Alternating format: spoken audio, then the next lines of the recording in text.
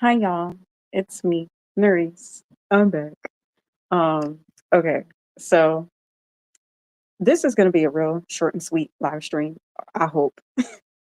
I just wanted to make a few points and just pose a question. Just a question. This is specifically to the Latin and Hispanic community. Um, to those who are maybe Portuguese, Cuban, Puerto Rican, Dominican, you know, um, all of the cultures. And this is um, a question out of curiosity, but then also me just wanting to express some points that I feel as a Black woman that has experienced those cultures in different ways. Um, so, first of all, I feel like before I really get into it, understand that this conversation is coming from a place of respect and I'm asking out of genuine curiosity. And I feel like it should be a known thing that when it comes to culture, when it comes to culture and ethnicities and nationalities, like me or not, I think it should be a given that I'm the type of person that would care to respect and uplift people's cultures, even if it's not my own. And I feel like like me or not, I do my best to do that. And sometimes there might be moments where um I might like do or say something ignorantly, but never with the intentions of just outwardly being disrespectful, right? So let me just prefix that by saying that. So, and the reason why I wanted to bring this up is because I've been seeing several different conversations about just people's interpretations of what could be like seen as respectful or disrespectful when it comes to like the mixing of cultures. And I'm saying that specifically with Black culture, specific from my own experience as a Black American, the Black American experience, um, being intertwined with the culture of um, people of Latin descent or Latinos or Hispanic folks. I'm saying both because honestly, I try to look up the difference between the two, and it still baffles me. I'm still like confused. So I'm just gonna say both just to be respectful. Sorry, give me a second. And mind you, I'm here, no glam, okay, like all the rough edges, just because I genuinely just wanted to have this conversation. Um, so and I've been seeing this around conversations around Bad Bunny. I know he just came out with a new album. Um and mind you, to be honest, I don't listen to Bad Bunny. I don't have anything against him. I don't know him. Respectfully. I don't know that man. I've heard of him and I know the song that he did with Cardi B. Um, which was the inspiration for a record that I worked on. And so I know there's a lot of conversation about like with him and like him dating Kylie Ken, Kendall Jenner or whatever at one point. And and I mean I'm not here to talk about the relationship, but I'm just using these celebrities for my content. And I mean I think it's only fair just given how people have used my life. But anyway, but if my life were like the Truman Show, you know what I'm talking about. Um, but I do want to highlight that being that he is Puerto Rican, and then also I've seen this conversation with Lord Jamar and Fat Joe. That conversation I'm more familiar with. Like honestly, I don't care about the relationship drama. Like I do be here for the tea a little bit, but I don't really, like I said, I don't really follow Bad Bunny like that, and I really didn't like. I forgot that they were even dating. I know him as an artist, as a creative, but I do want to talk about like the mixing of cultures and what's deemed respectful and what's not, and I wanted to pose that question as a Black woman, who is very proud of Black culture, as a Black African American, my experience as an American being a Black woman. And I more so have perspectives around the conversation in regards to like I guess, the argument between like Lord Jamar and Fat Joe. One, because I'm an old school hip hop head, you know, and I pay more attention to that than what's going on in like current stuff, I guess. And so for those who don't know, I mean, honestly, I kind of don't know the specifics, but I know that there was a conversation around like the origins of hip hop. And I remember seeing in an interview Fat Joe talking about it and basically saying like Puerto Ricans were a part of the origins of hip hop like back in the day. And I feel like he has that perspective because he's from the Bronx and hip hop came from the Bronx. So and he probably grew up seeing the building and the makings, the brewings of hip hop. And it's like most organic form being from New York. And, and although he was Puerto Rican, he was embraced in Black culture. And I feel like for me as a Black person, I feel like there's like there's a mix of culture when it comes to um Black folks and like folks of Latin descent, just because like a lot of times we grow up in the same hoods. We grow up in the same neighborhoods, we are going to the same schools. And even though there might be like cultural nuances, like, if you go to the poppy store and there's like, you know, the chicken pollo, the pollo and rice there is different than if you go to the soul food spot. But I feel like in my neighborhood, like how I grew up, we all were eating that food and loving it and respecting the culture, and we all like embraced one another. That at least that's my experience. And I know like you could get into like nuanced things where like the older generation of certain people, like say if you were to like a Black person dated somebody that's Puerto Rican and maybe like the Puerto Rican parents didn't like the Black person. And then there's sometimes when they do, like I understand that there is some type of level of like racism within our own communities, but a lot of times we grow up and we live in the same spaces together. Um, and I say that as somebody who once dated someone that was Puerto Rican. Um, a friend of mine at point of time, she's Puerto Rican. I like hung out with her and her family, went to her like family events, didn't understand the language, but like just loved the culture and wanted to respect the culture as much as I could. And she would bring me to Latin spots where we would be at the club and they play all Latin music. I didn't understand a word of what was being said, but I love the music and I love the culture. And the thing is, it's funny because I never realized how um I get not necessarily open-minded, but how much I like appreciated different cultures because I just thought it was a common thing. It wasn't until I was with a Black friend of mine and we went to a club, or I think we went there for food. But they played like Latin music and she wasn't really feeling it. She's like, "You like this music?" Like, I don't know, like I don't understand what they're saying and this and that. And I'm like, for me, I'm like, I don't care. Like the music, it feels good. I love the culture. I love the food. Like the people are dope. You know what I mean? So it wasn't until like I had that experience where I realized that I was like, oh yeah, this. I guess there are some Black people that might not, you know, vibe well with Latin culture. And mind you, my brother was once engaged to somebody that was Puerto Rican. So I remember, and he lived in the like Puerto Rican neighborhoods in our town. So like I always remember growing up just being around Puerto Rican people. You know what I mean? So it never dawned on me that like it was like something that I wasn't like that was different. I mean, like yeah, I knew it was different and I knew it was a language that I didn't grow up speaking, but like I grew up around um Puerto Rican peoples, and there was always love, there was always respect, there was always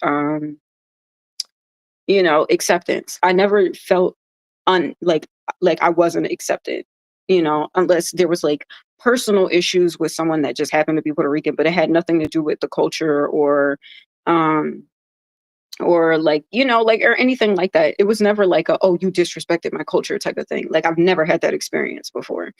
Um, and so, yeah, that's my own personal, like, connection that way. And then I also think to, like, bring it back to that point of like Lord Jamar and Fat Joe. I think the argument that started with them is, like I said before, like Fat Joe saying that, Puerto Rican people helped to start hip hop. And I think Lord Jamar's argument was like, no, it started with black folks in the communities, and we embraced and accepted Latin people in our culture. And, and we allowed people of Latin descent to be in hip hop rapping and this and that, but it started with black people. And I think that's where that discussion and that kind of like back and forth is about. And I can understand that. And and I think it's interesting because like, and I was just thinking to myself, just like, again, as the experience of a black woman, I feel like me personally, and just what I've grown up seeing from my own obscure experiences. I say that in a general sense because my life is obscure, but not in relation to like cultures. You know, when I think it's interesting because like, as when it comes to black culture, we're so accepting of people. You know what I mean? Like, and to the point where like there's even that whole saying of like, oh, you're invited to the cookout, and basically meaning like, if someone of that's not black does something that like excites the black people, we deem you acceptable to be able to come to the cookout, that type of thing. And I feel like there's discourse on like what's acceptable, and there's people who even push back against that and say like, oh, we just be letting anybody into the cookout, like y'all let white people do a good little two-step and say they can come to the cookout. um People have that argument. I'm not saying that's what I'm saying. I'm saying that that's what they be saying. And my point in saying that is like, I feel like for me, like, I do feel like black folks and black culture, we're oftentimes very forgiving, and we open the doors to a lot of people in, in a way where, you know, there's so many different facets of hip hop mixing with different cultures. Like, for example, kind of like what Lord Jamar was saying, um, you know, there are Latino people who are in hip hop, and and they rap and sing in mixed different like Spanglish. And then you have hip hop that's transcended cultures across the world. There's people that rap from the UK. There's people who break dance in China. And and mind you, break dancing, rapping, MCing, graffiti, all of that are the four main pillar elements of hip hop. And I mean, I'm going old school here, but I mean, when it comes to hip hop, I know my stuff. Okay. And I don't play about hip hop, you know. And when you see other people of different nationalities and ethnicities and cultures around the world have their own spin on it, if it's done well, we uplift it and we uphold it and we embrace it, right? And there's not really a time where I've seen people like really gatekeep hip hop, and so from that perspective, as a black woman, I think it's interesting to see other cultures, kind of like this other cultures who like benefit off of black culture, not be as accepting when with not saying that they have to be, but I'm saying like it's interesting to see people who benefit off of the elements of black culture and in a way where they don't get any pushback when other people do the same with their culture, and not necessarily if they're doing it in a disrespectful way. And that's the thing that I want to highlight and point out. It's one thing if it's being done in a way where it's deliberately disrespectful. It's another thing where you're just like trying to honor and uplift a culture that you've grown up being around, even if it might not necessarily be your own culture. And I think it's interesting that you see people who are not Black, did not have the Black experience, and oftentimes may have been brought up in a culture that is sometimes racist towards Black people, but benefit off of Black culture. And, and then you see Black people, you know, try to embrace their culture in the same way. And it's like, nah, not you though. And it's like, but as much as people like take and copy and even exploit Black culture, and specifically my experience as a Black woman and seeing and have and dealt with that in my own life, like just literal experiences of exploitation and um and just seeing like just people like take bits and pieces of your life and your culture and your essence and your style and your swag and then condemn you when while they're biting off of you. You know what I mean? It's like we can bite off you, but you're not allowed to eat. You know what I mean? And even if you're trying to like, and again, it's one thing if it's done in a way where it's disrespectful, right? And so I guess my point and what I wanted to like talk about is like, okay, what is exactly disrespectful? You know what I mean? Like where's the, because I feel like sometimes people are upset when you even just like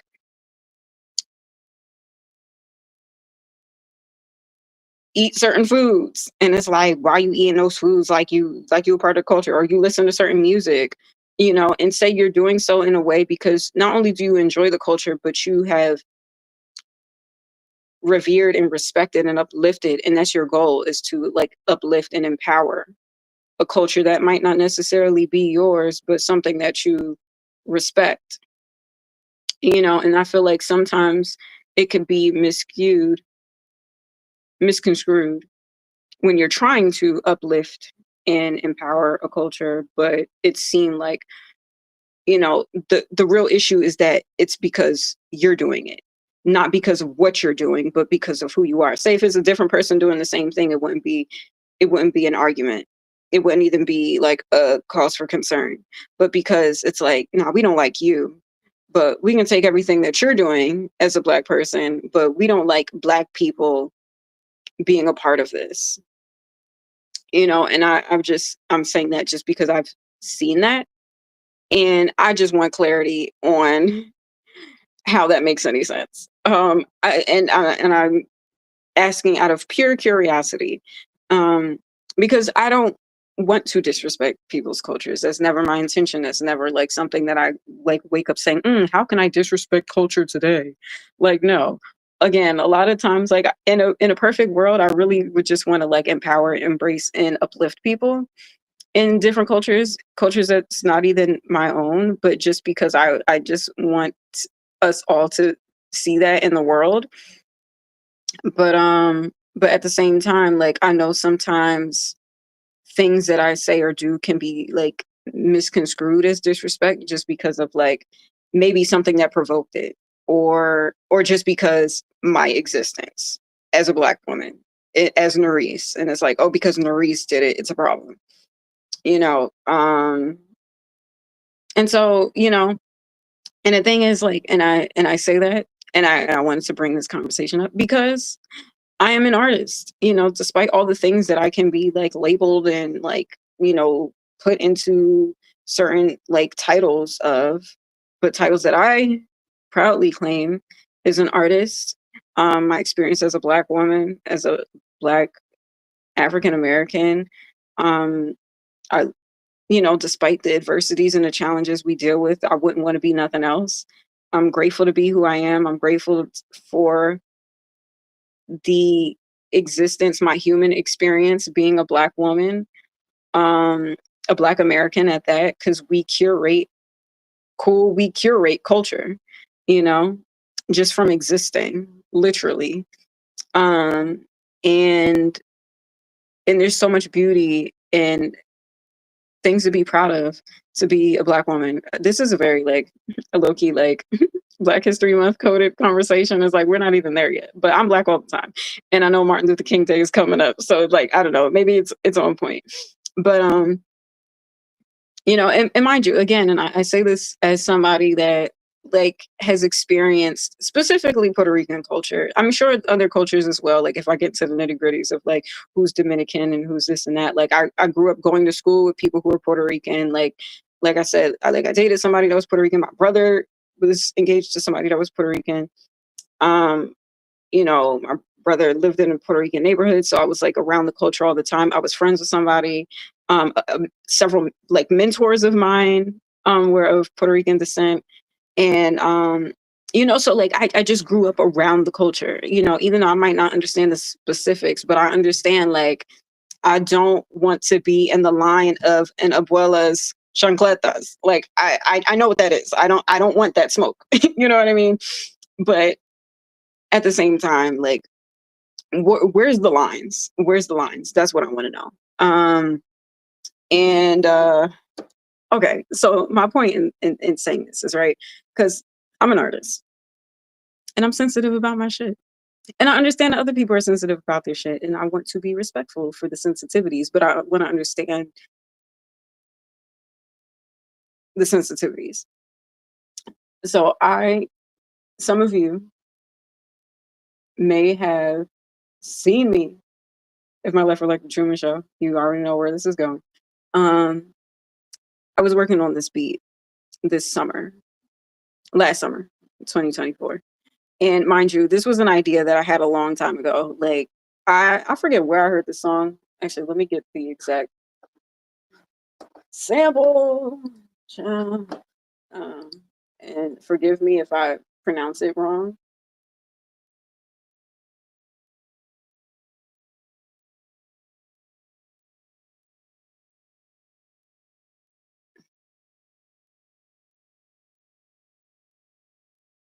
I'm like, I know this record is on here. Okay. Okay, well, I'm trying to look up the name of the sample. But it's a Afro-Cuban song music. I hope I said that right. Song that I heard years ago. And back in the day when I was in a group called Down to March. Um, and and I had an idea to sample this record because I was like, oh, the song is so good. And shout out to one of the trolls. I don't know if it was a troll or not, but I know I experienced a lot of trolls. But that was in the comment section. I was like, you know, what does the song mean? Like, do you know what it means in Spanish? I'm like, no, but I'll look it up because again, like I've just grown up like hearing a lot of different music, and not even just like music in Spanish, but like music in French, music in German. Like I grew up like being a part of like choral spaces, and my brother went to a choir school where he would sing in different languages. I grew up and I was a part of a choir where we would sing in different languages too. We would sing in French, and I'm pretty sure we learned a song in German. So I'm familiar with singing and performing music in different languages. Even if I don't understand the language, and eventually like doing the work. Like I started learning a song in French, which I still have to finish learning that song. Um anyway, so um so yeah, like in my mind I don't think about like barriers when it comes to like culture, especially if I know I'm not coming from a space of being disrespectful, and I'm very like clear on what's disrespectful and what's not. And then sometimes like you know again under certain circumstances where like there's like things provoking you, or like you're forced to react to certain things, and maybe like with um like out of impulse I might do something that might be like seen as disrespectful, and it's not like that's my intention. It's because like I'm in like a high alert situation where it's like, oh shit, maybe I shouldn't have reacted that way, or shouldn't have responded that way. But under normal circumstances where like things are relaxed and calm, and I'm just like in the space of like just performing and making art, I know like the intention is not to be disrespectful, right? And um so yeah, I was working on this song called Taking the Lead, and I'm really proud of this record because it's about like it's about and it feels good. And it's an Afro-Cuban song. And the thing is, like, and the crazy thing is, like, I was writing a verse to this that highlighted different cultures within, like, Latin and Cuban, not Cuban. Well, I did highlight Cuban culture, but Latin and like Hispanic culture and stuff like that, just to differentiate. And I was looking it up while I was like writing the song just to make sure I'm like, okay, what's the origins of this?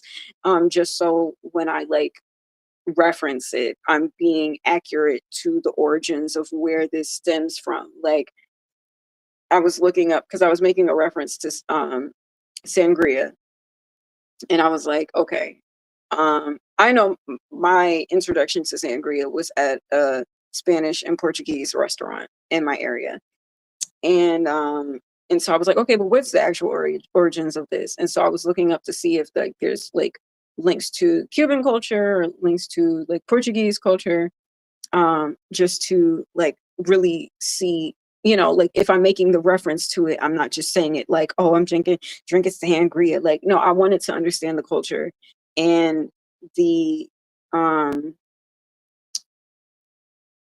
just the historical origins to where it comes from, so I know in referencing it and what I was writing was accurate, you know so there's that. I hadn't I'm still working on that verse, and it's not a verse that I've said out loud. So if my life were like the Truman Show, you haven't heard that verse. So there's that. um but anyway, so I was making this beat, and it samples a song. I'm trying to pull up the song name. um I'm like, I know I have it on this computer, but I know like my Wi-Fi, like trying to do Wi-Fi on my phone and on my computer at the same time, it's a little bit slow. So like bear with me, darling. um But okay, anyway, I'm just gonna play it for y'all. I'm just gonna play the record. I'm just gonna play the record if my mouse wants to work. Like what the fuck?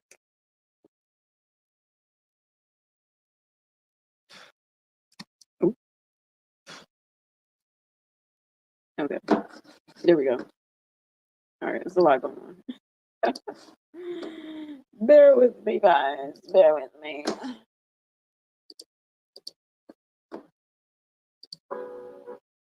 All right, you may be able to hear it or not. Check it out. Check it out. All right. By the way, so I have like two versions of the song. I'm still working on the beat, and this is like the most recent version. And I'll just preface this by saying, okay, so it is a sample of an Afro-Cuban song, and it's inspired by the movie Taking the Lead, which happens to be like a favorite dance movie of mine, right? Like back in the day, mind you, I made a whole live stream about this. Like, there's a live stream like back in like I don't know, like sometime in the summer, maybe like June or July, where I talk about like the inspiration of this record, and you watch me make the beat. Like I literally like show y'all the process of me like chopping up the sample, adding like a horn section, adding synths to it, like playing out the beat on the beat machine. Like you watch me make the whole process of this record, right? And it's on my live stream, so you can scroll back and watch it. And I say on there, like, I call the song "Taking the Lead" because it reminds me of the movie "Take the Lead" with Antonio Banderas. And there's a bunch of people in that movie, but it was like that era of like early 2000s or like mid 2000s where everybody had like a dance movie, like Bring Back the Times. I love a good dance movie. Of like that you got serves and the step ups and um what who else was in, like there was a bunch of those movies at the time. Honey, I got like a whole stack of DVDs over here that I'm referencing right now. Stomp the Yard, like all those movies, right? And Taking the Lead was one of those movies, and it wasn't as big as some of the other movies were, but it was a really good film, and it would play on HBO all the time. And so there was a scene where um in Antonio Banderas's character, was he's a ballroom teacher, and he volunteers to teach inner city kids ballroom dancing. And mind you, I grew up learning ballroom dancing at a previous school of mine. Like, we learned like the foxtrot, we learned uh the waltz, we learned the rumba, and like I've had a friend teach me like how to, do the chata. Like, I'm just saying. Okay. So anyway, so he's offering to teach these inner city kids ballroom dancing that like are in detention, just to give them something productive to do, like to learn structure and discipline and all these things, right? And so, and mind you, these are kids that grew up in the hood, and mind you, it's different cultures of kids in this class. Like, you got black kids, you have Latino kids, you got some Asian kids in there, you got some white kids in there. Um, and a lot of them enjoy hip hop music. And so so when they were trying to, like, do like the salsa and all these things, it wasn't really feeling the records that he was playing. But they did like a remixed version of like a mix of like a hip hop with the music that he was teaching. They were like, look, we gotta mix it up a little bit or something. So they mixed like their culture with his. And that made them more inclined to want to learn the dance, right? And so I made this beat with that inspiration in mind. Like, this, I wanted this to sound like something that could have been like in the movie, that they could have danced to, and had a good time. So that's the backstory of the inspiration of this beat. So I'm gonna run it back. Mind you, this is like still like, it's this unofficial version. Like, I haven't even like finished working on the song. I still have to make the beat. I'm still writing to the song. So like, I started making the beat one way, but then I started writing to it, and I'm like, in me writing to it, I'm like, I gotta extend certain parts for the verses. So I'm like still rearranging the record, but just so you get an understanding and the gist of what it sounds like.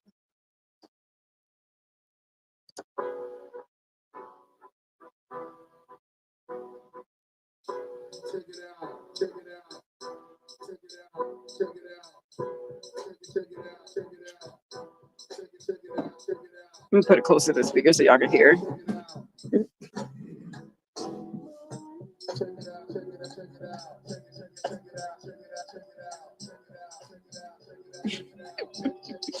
out. Check it out. Check it out. Check it out. Check it out. Check it out. Check it out. Check it out. Check it out. Check, check, check it out. Check it out. Check it out. Check it out. Check it out. Check it out. Check it out. Check it out. Check it out. Check it out. Check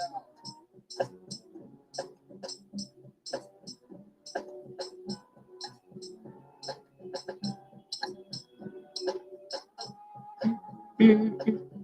it out. Check it. Check it. Check it out. Check it out. Check it out. And I'm still chopping up this section.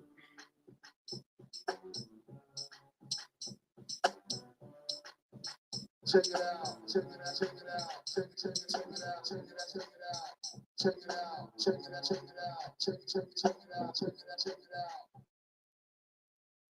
Yeah, I'm still editing this, so there's like a random gap, but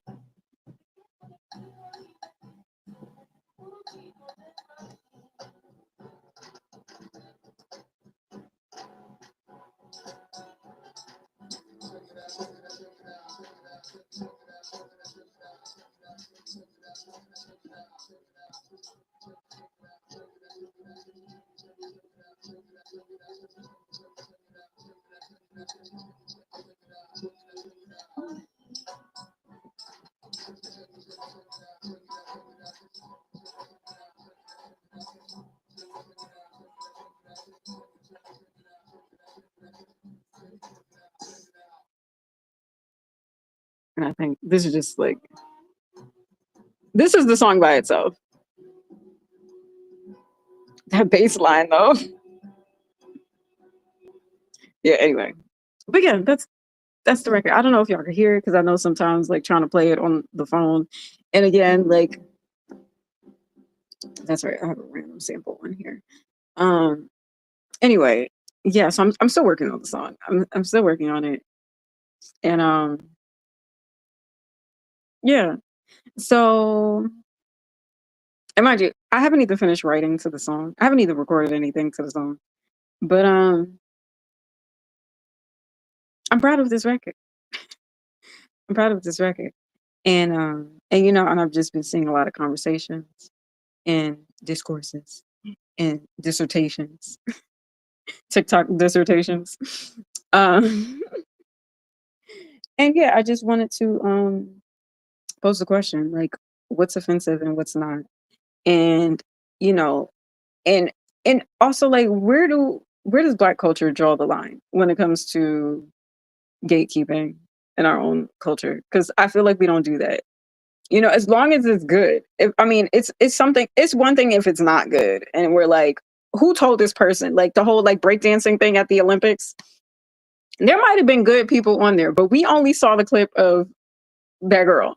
And sorry to that lady. You know, she might that might not have been her best performance. I don't know. I'm gonna try to give the benefit of the doubt. But you know, like breakdancing at the Olympics. Okay, like I'm not mad at the idea. Like it's dope to see like wow, breakdancing like got to a point where like they consider it to be an Olympic sport. But like me as a black woman that even though I didn't even grow up in the 80s, like I wasn't born in the 80s. I was born in like mid late 90s, but I love hip hop so much. I've seen like every hip hop documentary possible and I love hip hop culture and which is a part of black culture. So I've seen like every aspect of like the four elements of hip hop being again MCing, breakdancing, graffiti, and rhyming, you know, or no DJing. Sorry, you know what I'm saying. But basically, you know,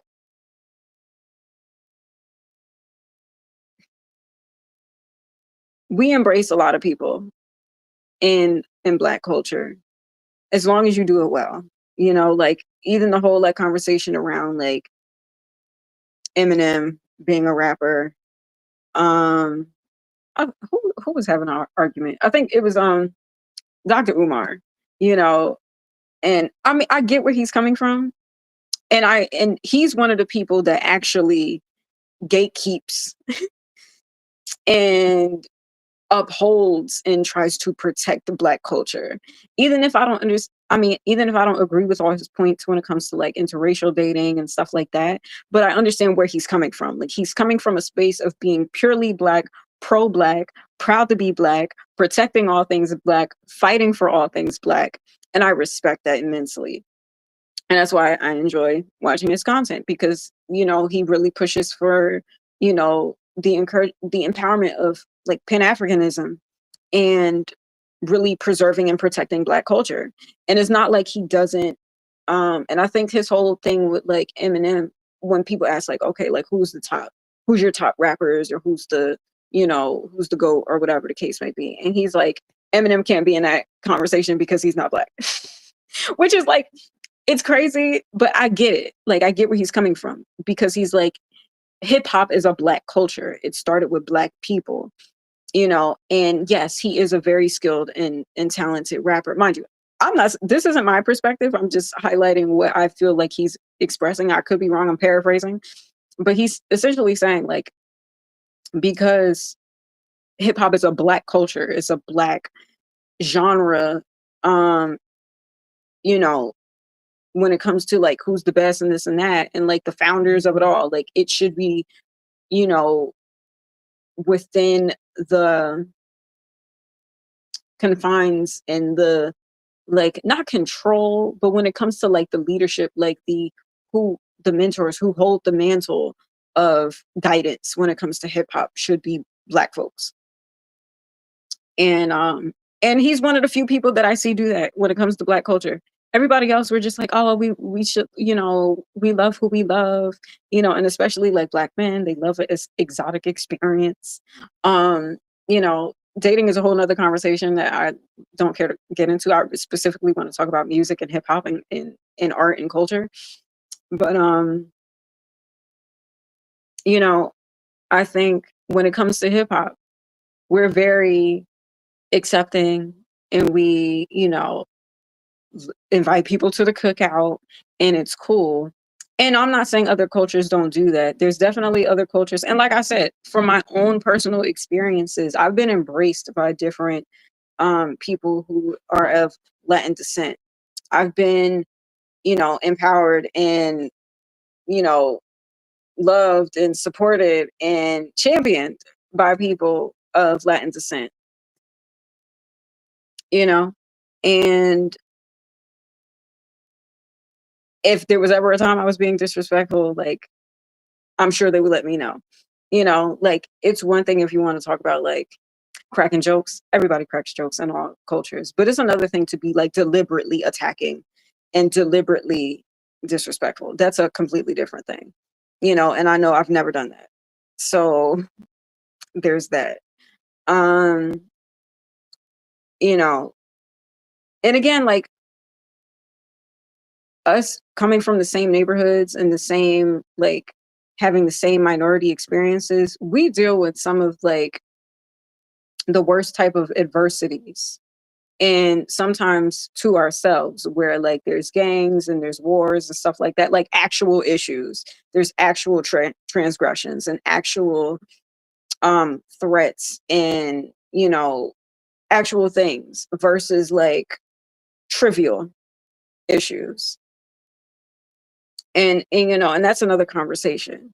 But for the most part, my own experience has been like uh one of embrace and um celebration and love. Like I said, like I've grown up around a lot of people of that culture, and and I've only approached them with the intent of being respectful and loving, and again, like, it's another thing if it's like trivial stuff that's like childish. And you know but then again, it's another thing if there's like actual transgressions, and that's that hasn't been my experience, but I know that that is an experience within the communities. And so, when it comes to that, where's the line?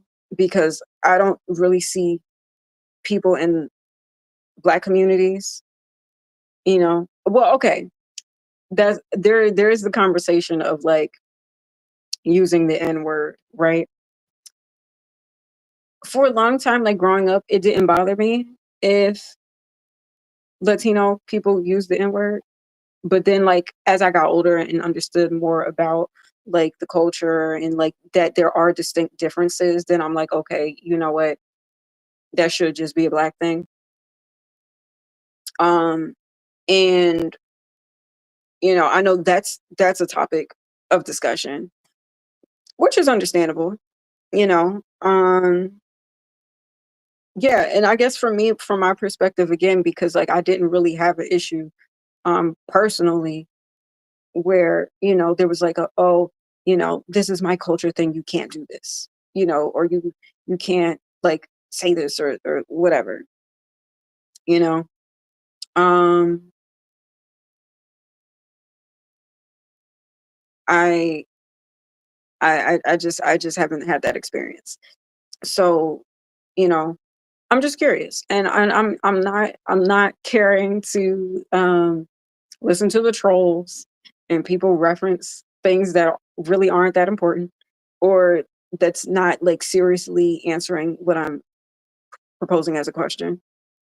But I'm curious to hear like from black people, from people of Latin descent, as well as Hispanics.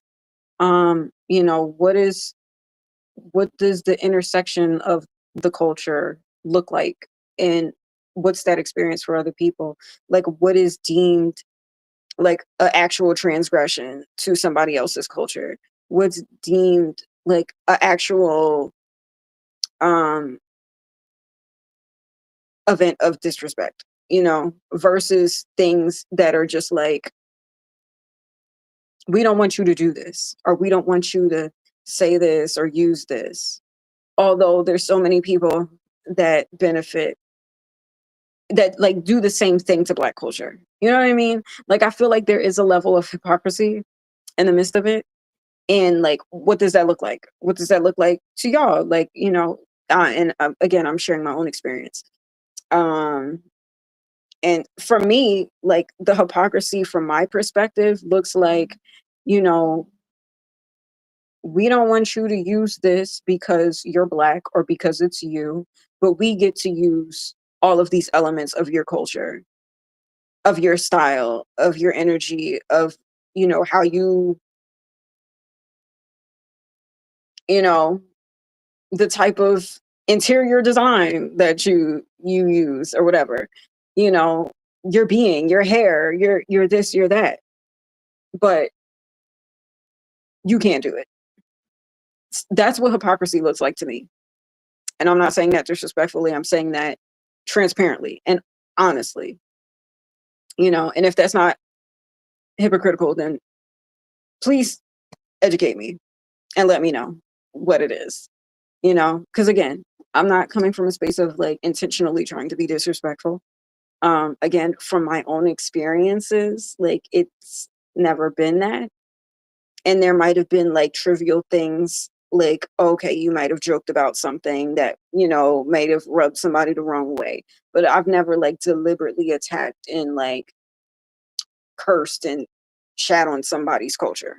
That's not me. It's never been me.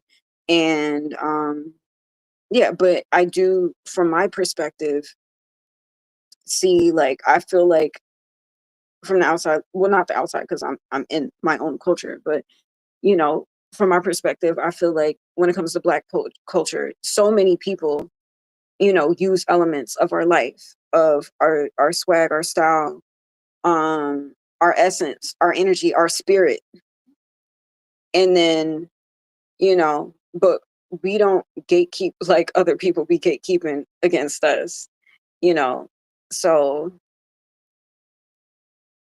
yeah. Anyway, that's all I wanted to say, in regards to that. I was like, this is going to be a short live stream, um, but I just wanted to put that out there from my perspective, and and I really hope that people have good comprehension, and and really like, and hear what I'm saying and not hearing what you want to hear me say, because sometimes like you could say something, like spell it out, and people would like misinterpret it because they want to misinterpret it, and then like, cause concern to be an argument. And it doesn't have to be an argument. It could be a debate. It could be a respectful debate, and we can have differing perspectives and point of views, but like, it doesn't have to be disrespectful, because I don't care to be disrespectful, and and if there's something that I can learn, if there's something new that I can learn, then like, teach me. But it's the difference between teaching and like being condescending. And and it doesn't have to be that. It doesn't have to be that. Because, I feel like in a world where it's easy to like attack and blame rather than like try to like educate and help one another, we can actually do that even if we don't like one another. Like, you don't have to like me, but shout out to Solana's grandma. Like, you ain't gotta like me, but you ain't gotta treat me mean, like, respectfully, you know? And, we can have like disagreements and debates, but like, you know, I do think it's hypocritical to like, some to some degree, like, say like, oh, you're disrespectful, or, or you can't do this. But we can take all these things from your culture and all these things from your essence and your being. Is that not the same thing? Is that not colonizer activity? Is that's how colonizers be moving. And I feel like we all have experienced our cultures being colonized. So why are we doing that to each other? We're stronger. supporting each other rather than attacking each other is all I'm saying. So, you know. But yeah, I'm curious to see people's perspective about that. And like only mature people with good comprehension please make TikTok dissertations with you know, the maturity to be like, okay, this is the point I disagree with. This is the point that like respond with logic rather than emotions. Is all I'm saying. Because I feel like sometimes the emotions be in the way. But anyway, that's all. Much love to y'all. Have a blessed day. And I will see y'all later.